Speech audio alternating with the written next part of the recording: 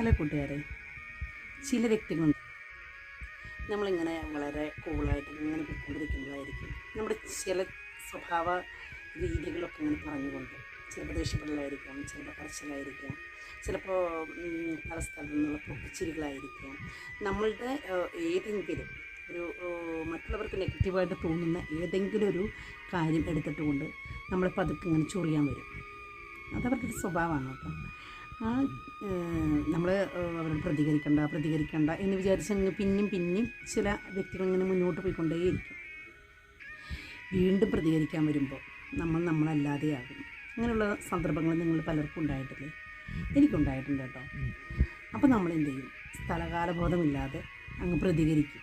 അതെന്താണ് പറയണത്, എങ്ങനെയാണ് പറയണതെന്ന് ചിലപ്പോൾ നമുക്ക് നമ്മെ തന്നെ പിടിച്ച് നിയന്ത്രിക്കാൻ പറ്റാത്തൊരവസ്ഥയിൽ ചെന്ന് ചേരും. കാരണം എന്താ, നമ്മൾ ഒരുപാട് അങ്ങ് ക്ഷമിച്ചാണ് മുന്നോട്ട് പോയിക്കൊണ്ടിരുന്നത്.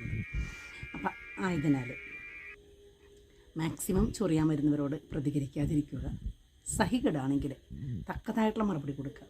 പക്ഷെ നമ്മൾ ആ കൊടുക്കുന്ന മറുപടി കേൾക്കുമ്പോണ്ടല്ലോ, അവർ പറയും, ഓ ഞങ്ങൾ തമാശയ്ക്ക് പറഞ്ഞതല്ലേ എന്ന് പറയും.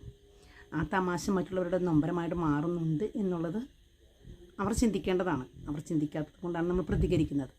ആയതിനാൽ അവർ എന്താണ് പറയുന്നത് ഒരുപാട് പ്രതികരിക്കാതിരിക്കുക. പക്ഷെ പ്രതികരിക്കുമ്പോൾ നന്നായി തന്നെ പ്രതികരിക്കുക.